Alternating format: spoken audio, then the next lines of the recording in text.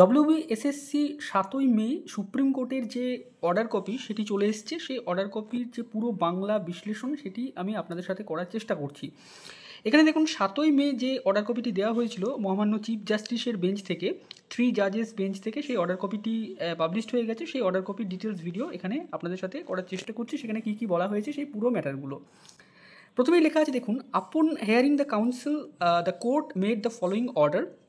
এখানে বলা হচ্ছে যে কোর্ট হেয়ারিং করার পরে যে গুরুত্বপূর্ণ অর্ডারগুলো দিচ্ছে, প্রথম যেটা, permission to file the SLP petitions is granted. অর্থাৎ এসএলপি ফাইল করার জন্য যে পারমিশন সেটাকে গ্র্যান্ট করা হলো, এসএলপিটাকে ডিসমিসড করা হয়নি। তারপরে 2 নম্বরে বলা হয়েছে, this batch of SLP petitions under article 136 of the constitution arise from a final judgment and order dated 22 April 2024 of a division bench of the high court at Kolkata. অর্থাৎ এই যে পুরো এসএলপিগুলো, এগুলো এসছে কোথার থেকে? এগুলো এসছে 22 এপ্রিল 2024 সালে যে ডিভিশন বেঞ্চে কলকাতা হাইকোর্টের জাজমেন্ট, সেই জাজমেন্টের বিরুদ্ধে এসএলপিগুলো এসছে। 3 নম্বরে এখানে বলা হয়েছে পুরো ব্যাকগ্রাউন্ডটা, অর্থাৎ এই এসএলপি কীভাবে এলো, কীভাবে মহামান্য ডিভিশন বেঞ্চ থেকে জাজমেন্টটা দেওয়া হয়েছে, পুরো ম্যাটারটা, যে 2016 সালের এটা সিলেকশন প্রসেস। এখানে 4টে ক্যাটাগরিতে সিলেকশন হয়েছে। এখানে দেখুন, assistant teacher class 9-10, assistant teacher class 11-12, non teaching staff group C এবং non teaching staff category group D. তারপরে এখানে বলা হয়েছে যে পুরো যে ওএমআর বেসড ইভ্যালুয়েশন প্রসেসটা হয়েছিল, তার নোটিফিকেশন হয়েছিল 16ই ফেব্রুয়ারি, তারপরে তার পরীক্ষা হয়েছিল 27শে নভেম্বর, রেজাল্ট পাবলিশড হয়েছিল 12ই মার্চ 2018 সালে। তারপরে এখানে বলা হচ্ছে যে মেরিট লিস্ট পাবলিশড হয়েছিল 28শে আগস্ট 2018 সালে। তারপরে ক্যান্ডিডেটরা জয়েনিং করেছিল 2019 সালে জানুয়ারি এবং ফেব্রুয়ারি মাসের মধ্যে। তারপরে এখানে বলা হচ্ছে যে বিভিন্ন পিটিশন যেগুলো ফাইল হয়েছিল সেগুলো কলকাতা হাইকোর্টে 2016 সিলেকশন প্রসেসকে চ্যালেঞ্জ করে, এবং সেই পিটিশনগুলো মূলত যেগুলো ফাইল হয়েছিল সেগুলো এই যে রুলসগুলো ছিল এই রুলসের বিরুদ্ধে। যে রুলসগুলো দেখুন, এখানে 9-10-এর জন্য 2016 সালের রুলস, 11-12-এর জন্য 2016 সালের এসএলএসটি রুলস, গ্রুপ সি এবং গ্রুপ ডির জন্য যে non teaching staff selection rules 2009, সেই রুলসগুলো। The writ petition before the high court were institute in 2021। অর্থাৎ এই যে রিট পিটিশনগুলো এগুলো ফাইল করা হয়েছিল 2021 সালে। From time to time, interim orders were passed by the High Court annulling the appointments on the ground that the appointments were made illegally. The appointments were assailed initially before the division bench of the High Court and ultimately the dispute travelled to this court. অর্থাৎ প্রাথমিকভাবে হাইকোর্টের single bench থেকে বিভিন্ন order দেওয়া হয়েছিল, বিভিন্ন appointment যেগুলো illegally হয়েছিল সেগুলোকে বাতিল করা হয়েছিল।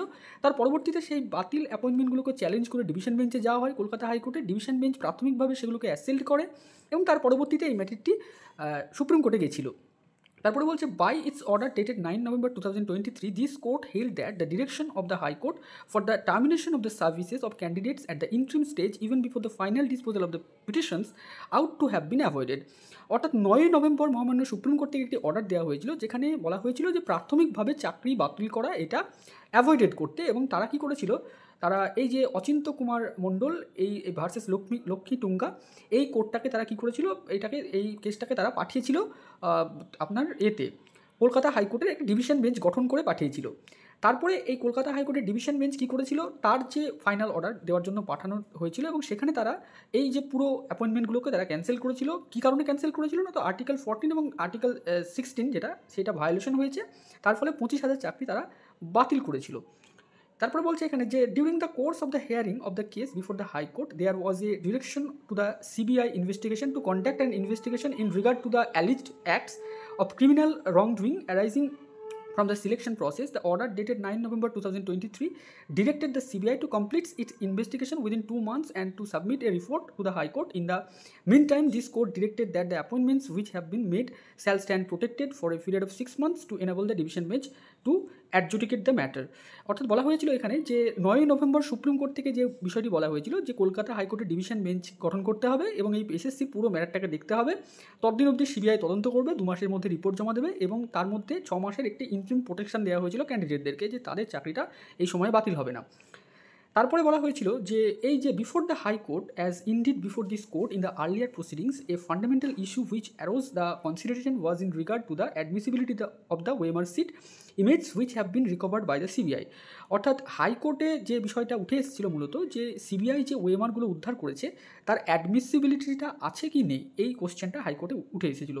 This court observed that the question of the exercise of power in relation to the discovery of the electronically stored OMR seats implicated serious allegation in regard to the manipulation of records, Having regard to the number of persons who are likely to be affected by the outcome of the proceeding, it was considered appropriate to remand the proceedings back to the High Court for a final decision on the writ petitions.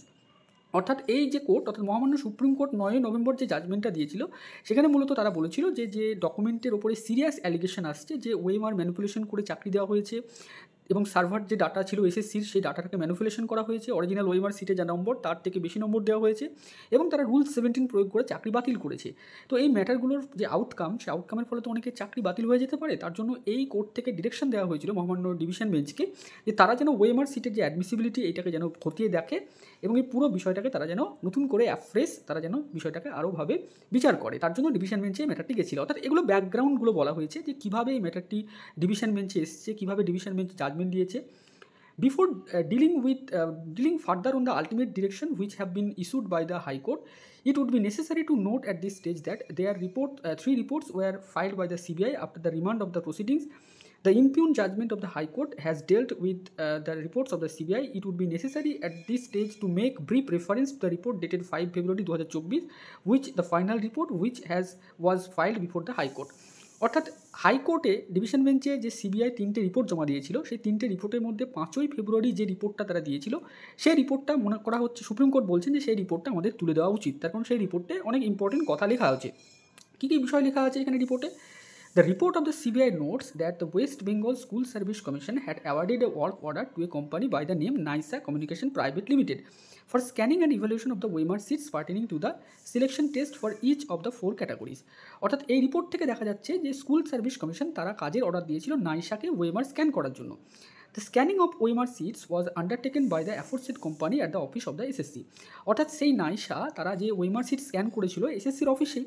It further emerged during the investigation that the company which was awarded the contract by the SSC had further assigned the work of scanning the original OMR to an entity by the name of Data Scantech Solutions, Noida, which was present at the premises of SSC for completing the scanning work. অর্থাৎ এখানে CBI investigation করে আরও জেনেছে যে নাইসা আবার কাজের order দিয়েছিল data Scantech নামে একটি কোম্পানিকে। তারা নাকি আবার এসএসসির অফিসে গিয়ে ওএমআরগুলো স্ক্যান করেছিল। According to the CBI, after completing the scanning, the processed data in the form of scanned image of the OMR was handed over by Data Scantech Solution to NISA Communication Private Limited in the digital form, leaving the original hard copies of the OMR sheet in the office of the SSC. CBI report অনুযায়ী CBI যেটা বলছে যে data যে পুরো scan করেছিল সেটা data Scantech নামে একটি কোম্পানি, সেটা নাইসা করেনি। নাইসা নাকি কাজের অর্ডার দিয়েছিল ডাটা স্ক্যানটেক কোম্পানিকে। এবার এই ডাটা স্ক্যানটেক কোম্পানি কী করেছে, তারা স্ক্যান করে যে স্ক্যান কপিগুলো তারা নাইসার হাতে তুলে দিয়েছে এবং যে অরিজিনাল যে কপিগুলো ওএমআর সিটের সেগুলো তারা আবার এসএসসির অফিসেই দিয়ে দিয়েছে। According to the CBI report, the SSC handed over the answer key for all subject to NISA Communication Private Limited for evaluation of the OMR responses. CBI আরও বলছে তাদের রিপোর্টে যে এসএসসি কী করেছে, এসএসসি যে প্রত্যেকটি বিষয়ের যে আনসার কিগুলো সেগুলো নাইসাকে দিয়েছিল ওএমআরগুলো ইভ্যালুয়েশন করার জন্য। CBI seized the server data base of the SSC during the course of the investigation. CBI কী করেছে, সিবিআই এসএসসির যে পুরো সার্ভার ডাটা সেটাকে সিজড করে নিয়েছে।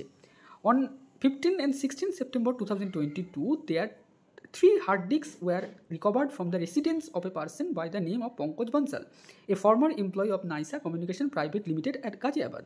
15 এবং 16 সেপ্টেম্বর 2022 সালে সিবিআই রিপোর্টে বলা হচ্ছে যে সিবিআই বলছে যে পঙ্কজ বনসল নামক একজন ব্যক্তির বাড়ি থেকে, যিনি নাইসা সংস্থার এক্স এমপ্লয়ি, তার বাড়ি থেকে 3টি হার্ড ডিস্ক পেয়েছে।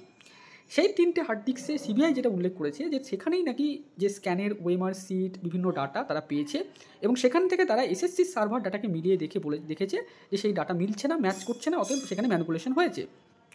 সার্টিফিকেট ডেটেড এটা 16 সেপ্টেম্বর হবে। 16 September 2022 under section 65B of the evidence act were obtain from Pankaj Bansal. অর্থাৎ যে ইলেকট্রনিক রেকর্ড, সেই রেকর্ডটাকে অ্যাডমিসিবল করার জন্য 65B সার্টিফিকেট লাগে, সেই সার্টিফিকেটটা নেওয়া হয়েছে পঙ্কজ বনসালের কাছ থেকে। During the course of the investigation, data files containing scanned OMRs among other things were seized from Data Scantech Solutions. CBI তাদের আরও রিপোর্টে বলেছে যে তারা যখন ইনভেস্টিগেশন করছিল তখন ডাটা স্ক্যানটেকের কাছ থেকেও তারা ওএমআর সিট বা আরও যে বিভিন্ন তথ্যগুলো যেগুলো তারা নিয়েছে, সিজড করে নিয়েছে। The report of the CBI contains the following observation in paragraph 12 and 13 of the report. অর্থাৎ সিবিআই রিপোর্টের 12 এবং 13 নম্বর যে পয়েন্টটা সেটা খুব ইম্পর্টেন্ট বলে মনে করছে বিচারপতি, বলে সেই ইম্পর্টেন্টটাকে সেই 12 এবং 13 নম্বর প্যারাগ্রাফটাকে তুলে দেওয়া হয়েছে। that a similar exercise of matching the data available on the hard disks of Pankaj Bansal with the data seized from the commission was done during the course of investigation, and it was found that there were mismatch between the two in as much as the written marks awarded to candidates as available on the server of the commission had been increased to qualify undeserving candidates. CBI বলছে যে তারা পঙ্কজ বনসালের কাছ থেকে যে data পেয়েছে সেই ডাটার সঙ্গে যখন এসএসসির ডাটাকে মিলিয়ে দেখছে তখন তারা দেখছে যে বিভিন্ন তথ্যের মিসম্যাচ দেখা যাচ্ছে, অর্থাৎ যে ব্যক্তির ওএমআরে দেখা যাচ্ছে একটা নির্দিষ্ট নম্বর কিন্তু তাকে এসএসসি নম্বর বাড়িয়ে দিয়েছে।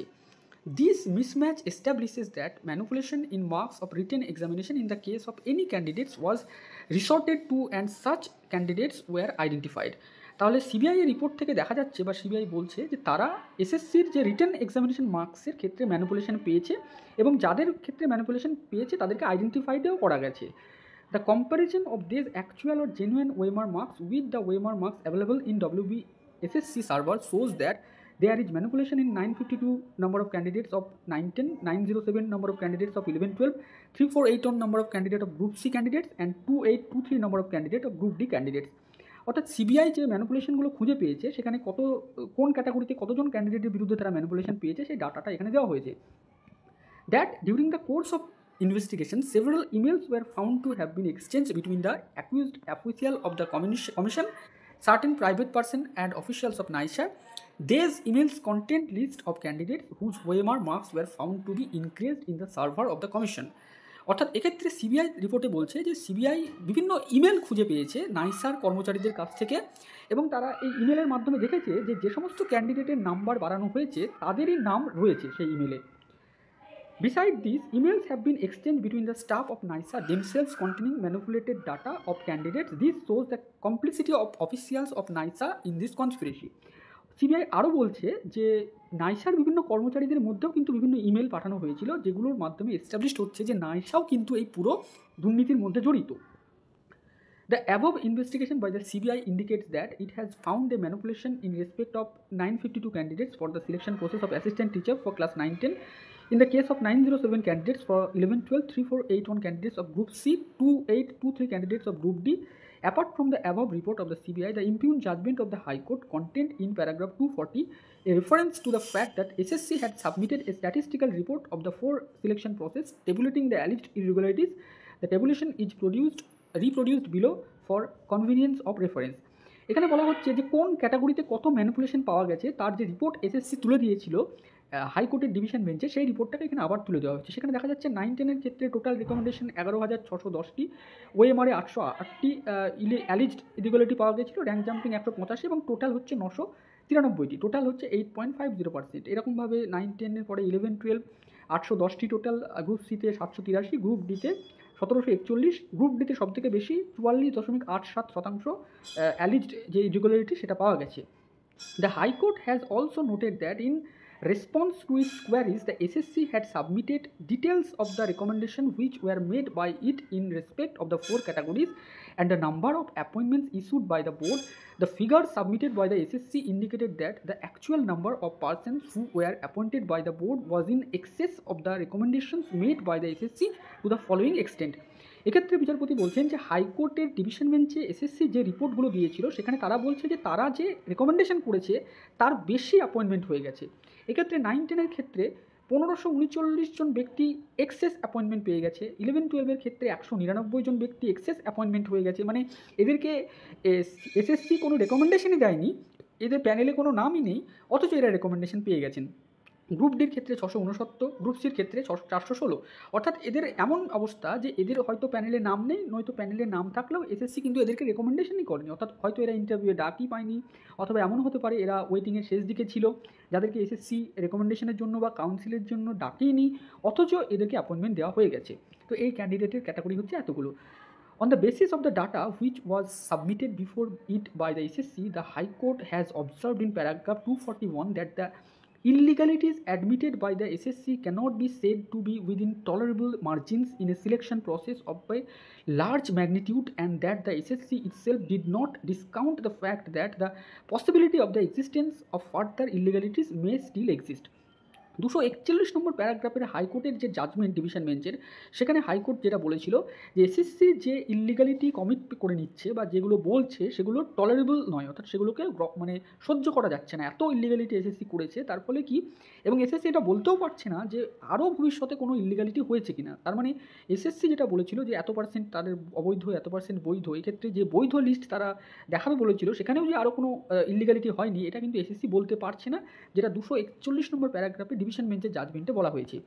The High Court further noted in paragraph 273 that the SSC had not been in a position to state that it had checked all the records so as to be definitive about the number of illegalities, and the state government had also accepted that there were widespread illegalities in the selection process. 273 নম্বর যে paragraph হাইকোর্টের জাজমেন্টে, সেখানে যেটা বলা হচ্ছে, high court বলেছে যে SSC কোনোভাবেই এটা বলতেই পারছে না যে অ্যাকচুয়াল ইলিগালিটিটা কত হয়েছে, এবং স্টেট গভর্নমেন্টও এটা অ্যাকসেপ্টও করে নিচ্ছে যে এখানে একটা বড় ধরনের দুর্নীতি হয়েছে। On 19 May 2022, the government of West Bengal in the School Education Department issued an order creating 6861 supernumerary posts of teachers and non-teaching staff for absorbing the waitlisted candidates, and directed that appointments letters to such waitlisted candidates shall be issued in terms of the recommendation of the SSC subject to the outcome of the pending litigation before the High Court. 19 মে 2022 সালে আমাদের পশ্চিমবঙ্গ সরকারের cabinet তারা 6861টি supernumerary post তৈরি করে West listed ক্যান্ডিডেটদের জন্য, এবং তারা এটা বলে যে এই ওয়েট লিস্টেড ক্যান্ডিডেটদেরকে অ্যাপয়েন্টমেন্ট যেটা বা রেকমেন্ডেশন যেগুলো করা হবে সেগুলো সাবজেক্ট টু আউটকাম থাকবে হাইকোর্টের জাজমেন্টের উপরে।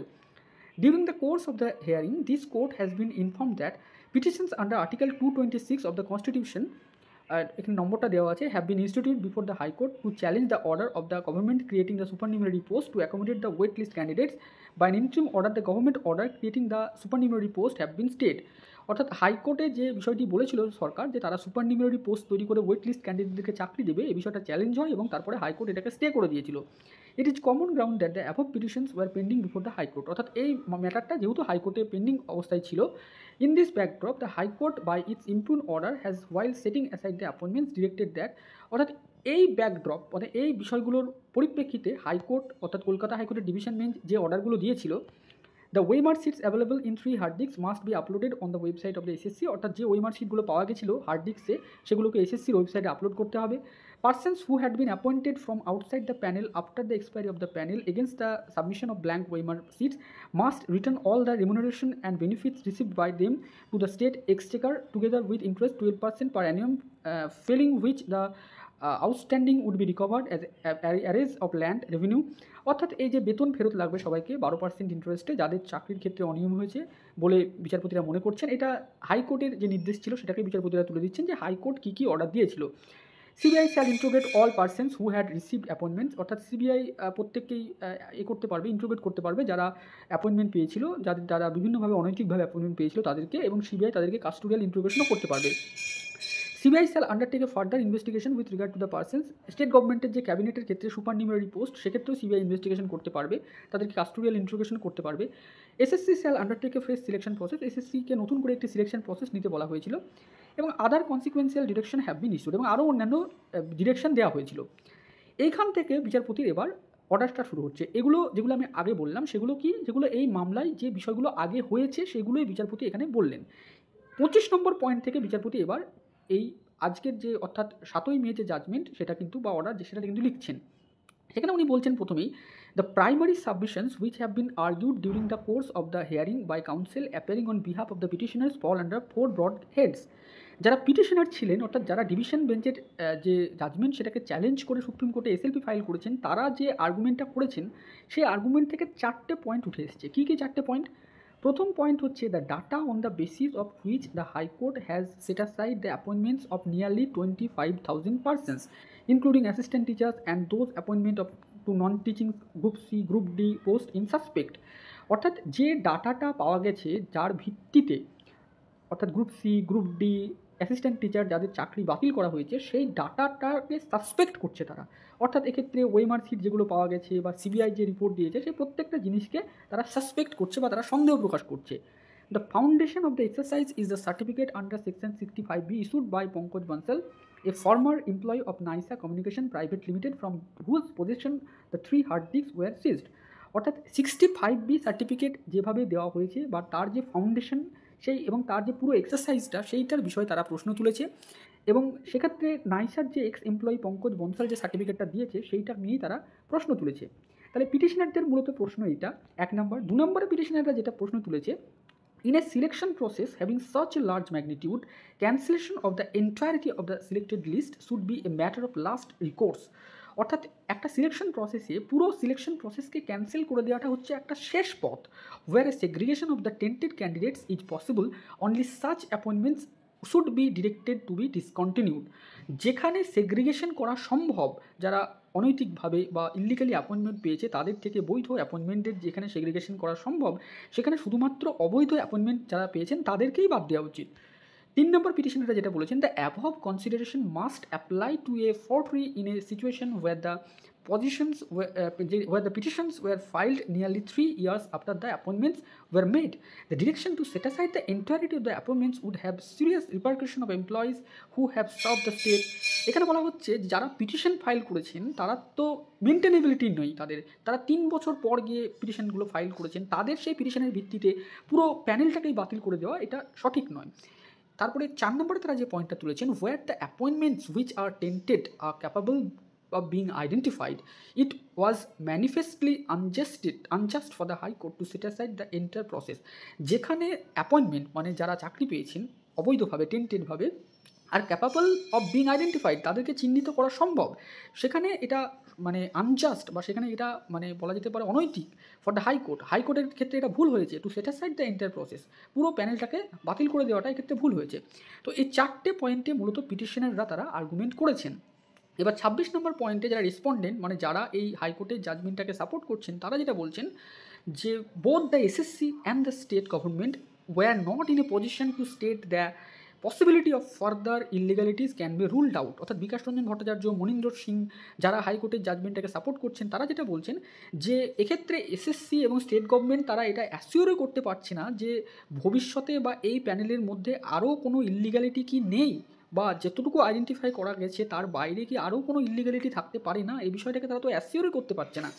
when a systematic fraud has vitiated the entire process, systematic fraud মানে এই যে সিলেকশন প্রসেস, সেই সিলেকশন প্রসেসের প্রত্যেকটি জায়গায় নাকি দুর্নীতি হয়েছে বলে তারা দাবি করছেন। সেক্ষেত্রে তারা বিভিন্ন বিষয়গুলো তুলে ধরেছেন হিয়ারিংয়ের সময়, যে কীভাবে নাইসাকে অ্যাপয়েন্টমেন্ট করা হয়েছিল টেন্ডার ছাড়া, নাইসা আবার কীভাবে ডাটা স্ক্যানটেক নামে একটি কোম্পানিকে স্ক্যান করতে দিয়েছে ওএমআর, যেখানে ডাটা স্ক্যানটেক কোম্পানিকে ছেড়েই না এসএসসি, তারপরে ওএমআরের তো ম্যানিপুলেশন রয়েছে, বিভিন্ন ধরনের rank jump, after expiry of panel recruitment, excessive recruitment যেগুলো রেকমেন্ডেশনই হয়নি। তারপরে তারা বলছেন যে সিস্টেমেটিক একটা ফ্রড হয়েছে, তার ফলে ভিসিয়েটেড দ্য এন্টায়ার প্রসেস, পুরো প্রসেসটাকেই কলুষিত করা হয়ে গেছে। The high court was justified in setting aside the entirety of the selection process. তারা বলছেন যে হাইকোর্ট ঠিক করেছে, অর্থাৎ হাইকোর্টের এটা ঠিকই হয়েছে, হাইকোর্ট করেছে যে পুরো প্যানেলটাকে বাতিল করেছে। কেন বাতিল করেছে হাইকোর্ট? তার কারণ এখানে সেগ্রিগেশন পসিবলই নয়। তারা যেটা বলছেন যে এখানে এত ফ্রড হয়েছে, এটা একটা সিস্টেমেটিক ফ্রড, পুরো প্রসেসটাকে কলুষিত করা হয়েছে। এখানে যে ইলিগালিটিগুলো রয়েছে বা হয়েছে সেগুলোকে আইডেন্টিফাইডই করা যাচ্ছে না, যতটুকু আইডেন্টিফাইড করা গেছে সেটাও প্রচুর, এবং তার বাইরে যে আরও কোনো ইলিগালিটি নেই এটা এসএসসি অ্যাসিওর করতে পারছে না, তার ফলে নাকি পুরো প্রসেসটাকেই বাতিল করা উচিত বলে তারা মনে করছে। 27 নম্বর পয়েন্ট থেকে বিচারপতি এবার বলছেন, the submission which have been raised on behalf of the petitioners would merit further consideration. বলছে পিটিশনাররা যে সাবমিশনগুলো করেছেন সেগুলোর মেরিট নিয়ে বিচারপতি আবার বিচার বিবেচনা করতে চান। প্রথমে তিনি বলছেন যে পয়েন্টটা, the certificate under section 65B of the evidence act were issued as the CBI report notes by Pankaj Bansal who is a former employee of নাইসা communication limited. The legitimacy of the certificate which have been obtained from the above individual would prima facie go to the root of the data which forms the basis of the judgment of the High Court to set aside the entirety of the appointments. বিচারপতি এখানে বলছেন যে 65B সার্টিফিকেটটাকে নিয়ে পিটিশনাররা প্রশ্ন তুলছেন যে 65B সার্টিফিকেটটা জমা দিয়েছে সিবিআই রিপোর্টে। সিবিআই যেটা বলেছে 65B সার্টিফিকেট পঙ্কজ বনসাল দিয়েছে, একজন এক্স এমপ্লয়ি নাইসা কমিউনিকেশন প্রাইভেট লিমিটেডের। তাহলে এই যে সার্টিফিকেট, এই সার্টিফিকেটের ওপর ভিত্তি করেই তো ওএমআর সিটগুলোকে অ্যাকসেপ্ট করেছে ডিভিশন বেঞ্চ, এবং সেই ওএমআর সিটের মধ্যে ম্যানিপুলেশন পাওয়া গেছে এবং তার ভিত্তিতেই পুরো অ্যাপয়েন্টমেন্টগুলো ক্যান্সেল করা হয়েছে।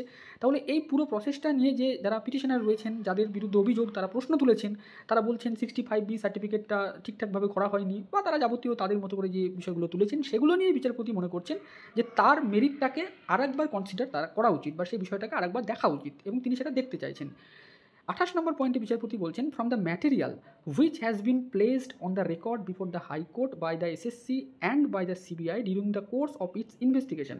অর্থাৎ সিবিআই এবং এসএসসি মহামান্য ডিভিশন বেঞ্চে যে মেটেরিয়ালগুলো দিয়েছিল ইনভেস্টিগেশনের সময়, a further issue which would merit closer analysis is, অর্থাৎ আরেকটি ইস্যু সেটার প্রচণ্ড পরিমাণে মেরিট রয়েছে, তাকেও আমাদেরকে অ্যানালাইসিস করতে হবে। সেটা কি? Weather appointments which suffer from tent can be specifically segregated, অর্থাৎ যে অ্যাপয়েন্টমেন্টগুলোকে অবৈধভাবে দেওয়া হয়েছিল সেগুলো কি আমরা স্পেসিফিক্যালি মানে নির্দিষ্ট করে সেগ্রিগেট করতে পারি? If such an exercise is possible, যদি আমরা করতে পারি সেটা, বা যদি সেই এক্সারসাইজটা করা যায়, it would be unfair to set aside the entirety of the selection, তাহলে এটা খুব মানে খারাপ হবে যে পুরো সিলেকশন প্রসেসটাকে বাতিল করে দেওয়া। অর্থাৎ বিচারপতিরা এখানে বলতে চাইছেন যে আমাদেরকে আরেকটি এক্সারসাইজও করতে হবে, যে এক্সারসাইজের কথা পিটিশনাররা বারবার বলছেন যে এখানে তো যারা অনৈতিকভাবে চাকরি পেয়েছেন, যাদের বিরুদ্ধে ইলিগালিটির অভিযোগ রয়েছে, সিবিআই রিপোর্ট, এসএসসি রিপোর্টে তো তাদেরকে সেগ্রিগেট করা গেছে, তাহলে এখানে সেগ্রিগেশনটা করা হবে না কেন? এক্ষেত্রে ডিভিশন বেঞ্চের যে বিচারপতিরা বলেছিলেন যে সেগ্রিগেশন করা এই জন্যই পসিবল নয়, তার কারণ এসএসসি বলতেই পারছে না যে কতজন ইলিগালিটিভাবে চাকরি পেয়েছে, অ্যাকচুয়াল যে ডাটা সেটা এসএসসি দিতে পারছে না। তো এক্ষেত্রে মহামান্য প্রধান বিচারপতির বেঞ্চ যেটা বলেছে অর্ডারে, যে এইটাকে যদি স্পেসিফিক্যালি সেগ্রিগেট করা যায় যে কতজন অবৈধ কতজন বৈধ, তাহলে সেই এক্সারসাইজটা যদি পসিবল হয় তাহলে ইট উড বি আনফেয়ার, তাহলে এটা সত্যিই খারাপ হবে যে পুরো প্যানেলটাকে বাতিল করে দেওয়া। তার কারণ এখানে বলা হচ্ছে 25,000 চাকরি তারা বাতিল হয়ে যাবে। The court cannot be unmindful of the impact of setting aside of a large complement of assistant teacher who have been recruited for both class 9, 10, 11, 12 student, which would be the consequence of the impugned judgment were to be upheld as it stands. বিচারপতি বলছেন যে যদি যে division বেঞ্চের judgement সেটাকে যদি আমরা আফেল্ড করি, সেটাকে যদি আমরা সবহাল রাখি, তাহলে কী হবে? 25,000 চাকরি বাতিল হবে। 25,000 চাকরি বাতিল হলে এই যে পুরো বিষয়টা, তার যে ইম্প্যাক্ট, সেই বিষয়টার উপরে কোর্ট আনমাইন্ডফুল নয়, অর্থাৎ কোর্ট সেটাকে বিবেচনা করছে যে কী করে 25,000 চাকরির মধ্যে কতজন অবৈধ এবং কতজন বৈধ এটাকে বাছা যায়, এই বিষয়টা বিচারপতিরা আগামী দিনে দেখতে চান, এবং এটা যদি পারা যায় তাহলে পুরো প্যানেলটাকে বাতিল করা হবে না, এমনটাই বিচারপতিরা এই অর্ডারের মধ্যে আশ্বস্ত করেছেন। Assuming that a segregation is possible, বিষয়পতিরা মনে করছেন, অ্যাজুমিং তারা ধরে নিচ্ছেন যে যদি সেগ্রিগেশনটা করা যায়, যদি সম্ভব হয় সেগ্রিগেশনটা করা, this court would have to determine the modalities which would be followed for that purpose, তাহলে এই কোর্ট অর্থাৎ মহামান্য সুপ্রিম কোর্টরাই ঠিক করে দেবেন যে কী পদ্ধতিতে তারা এই সেগ্রিগেশনটা করা হবে এইটা। অর্থাৎ এক্ষেত্রে এসএসসি যেটা বলছে যে আমরা সেগ্রিগেশন করতে পারবো, তো এসএসসির কাছে তো কোনো অরিজিনাল ডাটা নেই, এসএসসি তো সিবিআইয়ের ডাটাটাকে নিয়ে সেগ্রিগেশন করবো বলছে। এবার সিবিআইয়ের ডাটাটাকে নিয়ে নানান প্রশ্ন, যে সেখানে ম্যানিপুলেশন হয়েছে বা সেখানে কি সবার ওএমআর পাওয়া গেছে কিনা, অনেকের ওএমআর পাওয়া যায়নি এমনটাও শুনছিলাম, অনেকেই নাকি বলছিলেন যে সমস্ত ওএমআর নাকি উদ্ধার করা যায়নি। তো সেক্ষেত্রে যে সেগ্রিগেশন করাটা সম্ভব হবে, সেটা কিভাবে সম্ভব হবে সেটাকেও বিচারপতিরা বলছেন যে তারা আলোচনার মাধ্যমে ঠিক করবেন, সেটাকে ডিটারমাইন করবেন, সেটাকে নির্ণয় করবেন তারা যে কী মোডালিটিসের মাধ্যমে সেগ্রিগেশনটা করা যেতে পারে। At this stage, এই মুহূর্তে the court must be guided by the fact that by its order dated 9 November 2023, this court had protected the appointments which had been made subject to the direction of the High Court to expeditiously dispose of the writ petition। অর্থাৎ 9 November 2023 সালে মহামান্য supreme court থেকে যেটা বলা হয়েছিল যে দ্রুততার সাথে এই ম্যাটারটাকে মানে করতে হবে, নিষ্পত্তি করতে হবে, এবং ডিভিশন বেঞ্চকে নির্দেশ দেওয়া হয়েছিল 6 মাসের মধ্যে যাতে করে দেওয়া হয় এই জাজমেন্টটা। তো ডিভিশন বেঞ্চ সেই মতোই এই নির্দেশটা পালন করেছে, 6 মাসের আগেই তারা জাজমেন্ট দিয়ে ফেলেছিল। Bearing in mind the present stage of the matter, we are of the view that an early disposal of this proceeding would be in the interest of justice. বিচারপতিরা মনে করছেন যে 9 নভেম্বর 2023 সালে মহামান্য সুপ্রিম কোর্ট যেটা বলেছিলেন যে এই বিষয়টাকে খুব দ্রুততার সাথে নিষ্পত্তি ঘটাতে হবে ডিভিশন বেঞ্চকে, তো সেই বিষয়টা তারা মাথায় রেখে তারা এটা মনে করছেন যে এই ম্যাটারটা সত্যিই খুবই একটা গুরুত্বপূর্ণ ম্যাটার, যেখানে 25,000 ব্যক্তির মানে ফ্যামিলি জড়িত রয়েছে, স্টেটের এডুকেশন সিস্টেম জড়িত রয়েছে, তার ফলে এই ম্যাটারটাকে তারা খুব দ্রুততার সাথে তারা ডিসপোজ করতে চান বা ফাইনাল হিয়ারিং করতে চান। ইস্যু নোটিশ, একটা নোটিশ ইস্যু করতে বলা হচ্ছে। Notice to the private parties shall be published in the English and Bangla news paper widely circulated in the stayed at the cost and expense of the state. অর্থাৎ state গভর্নমেন্টকে নির্দেশ দেওয়া হচ্ছে যে এই মর্মে একটি নোটিশ জারি করা হোক যে এই যে ম্যাটারটা এটা সুপ্রিম কোর্টে চলছে ফাইনাল ডিসপোজালের জন্য, তো সেইটার জন্য একটা নোটিশ জারি করতে হবে, নিউজ পেপারে পাবলিশ করতে হবে, সেটা স্টেট গভর্নমেন্ট তার খরচ বহন করবে। List the petitioner for hearing and final disposal on 16 July 2024। বিচারপতিরা লিখছেন যে ফাইনাল ডিসপোজাল অ্যান্ড হিয়ারিং, অর্থাৎ এই যে পুরো ম্যাটারটাকে তারা ফাইনাল ডিসপোজাল করবেন এবং হিয়ারিং করবেন 16 জুলাই। এখন দেখার বিষয় যে 16 জুলাই কি সত্যি করেই হিয়ারিং সম্ভব হবে না আরও ডেট লাগবে, তবে বিচারপতিরা আশা করছেন যে 16 জুলাই তারা এটাকে ফাইনাল ডিসপোজাল করে ফেলবেন, বা তার বেশি দু একটা ডেট হয়তো লাগলেও খুব দ্রুততার সাথে তারা এই ম্যাটারটা নিষ্পত্তি ঘটাতে চাইছেন। In the meantime, The ad interim protection which was granted by this court by its order dated 9 November 2023 is continued subject to the express stipulation that any person who is found to have been appointed illegally and is continued as a consequence of the present order shall undertake to refund the entire amount of the salary which may be paid between the date of this order and the final judgment of this court. এখানে বলা হচ্ছে, বিচারপতিরা বলছেন যে 9 November 2023 সালে মহামান্য supreme court যেটা বলেছিলেন যে এই ম্যাটারটা যতক্ষণ না ডিভিশন বেঞ্চ হাইকোর্টে ডিসাইড করছে ততক্ষণ না যারা চাকরি করছেন তারা সবাই চাকরি করবেন, তাদেরকে 6 মাসের একটি প্রোটেকশন দেওয়া হয়েছিল। এক্ষেত্রে বিচারপতিরা বলছেন যে আমরাও সেই অ্যাড ইন্ট্রিম যে প্রোটেকশন অর্থাৎ যে স্টেটাকে সেটাকে গ্র্যান্ট করলাম, তার মানে যে সার্ভিস টার্মিনেশন সেটা এখন করা হচ্ছে না, প্রত্যেকেই চাকরি করবেন। কিন্তু বিচারপতিরা এখানে একটি কন্ডিশন অ্যাপ্লাই করছেন, সেই কন্ডিশনটা কি, যে যদি কোনো ব্যক্তিকে পাওয়া যায় যে তারা অ্যাপয়েন্টেড হয়েছে ইল্লিগালি বা তারা অবৈধভাবে অ্যাপয়েন্টেড হয়েছে, তাহলে তাদেরকে যেটা করতে হবে, তাহলে তাদেরকে একটা আন্ডারটেক দিতে হবে। আন্ডারটেক অর্থাৎ মুচলেখা। সেই মুচলেখাটা কি, to refund the entire amount of the salary. তারা পুরো স্যালারিটাকে রিফান্ড করবে, হুইচ মে বি পেড, যেটা তাদেরকে দেওয়া হবে between the date of this order and the final judgment of this court. অর্থাৎ এই অর্ডারের পর থেকে এই যে মহামান্য সুপ্রিম কোর্টের ফাইনাল জাজমেন্ট আসার আগে অবধি যে স্যালারিটুকু তারা পাবে সেটুকু তাদেরকে রিফান্ড করতে হবে, পুরো স্যালারিটা। এই মর্মে তাদেরকে মুচলেখা দিতে হবে যদি তারা ফাউন্ড ইললিগাল হয়। এই বিষয়টা বলেছেন। This would cover illustratively the 4 categories of the individuals noted in paragraph 240 of the impugned judgment which has been reproduced above. অর্থাৎ এই যে বিষয়টা, যে প্রত্যেককে এই মুচলেখাটা দিতে হবে, যেটা 240 নম্বর প্যারাগ্রাফে যেটা বলা হয়েছে সেই বিষয়টা, যে এসএসসি যে একটা রিপোর্ট দিয়েছিল কতজন অ্যালিজড পার্সন রয়েছে এবং কোন ক্যাটাগরিতে কতজন তারা পেয়েছেন চাকরি, কতজনকে অ্যাপয়েন্টমেন্ট দেওয়া হয়েছিল, প্রত্যেককেই আশা করি এই মুচলেখাটা দিতে হবে। যে সত্যিই যাদের তারা জাজমেন্টের শেষে দেখা যায় যে তারা ফাউন্ড ইললিগাল, তাহলে তাদেরকে কিন্তু স্যালারিটা ফেরত লাগবে। The investigation by the CBI, which has been ordered by the High Court in Clause 7 of its operative direction, shall continue, but no coercive steps shall be taken. অর্থাৎ 7 নম্বরের নির্দেশে মহামান্য ডিভিশন বেঞ্চের বিচারপতিরা যেটা বলেছিলেন যে সমস্ত ক্যান্ডিডেটরা ইলিগালি অ্যাপয়েন্টেড হয়েছেন তাদের বিরুদ্ধে সিবিআই তদন্ত করতে পারবে এবং তাদেরকে হেফাজতেও নিতে পারবে। এক্ষেত্রে বিচারপতিরা যেটা বললেন যে সিবিআই তদন্ত করতে পারবে, এটা সঠিক, কিন্তু সিবিআই তাদের বিরুদ্ধে কোনোরকম কোনো কঠোর ব্যবস্থা নিতে পারবেন না, মানে তাদেরকে গ্রেপ্তার করতে পারবেন না।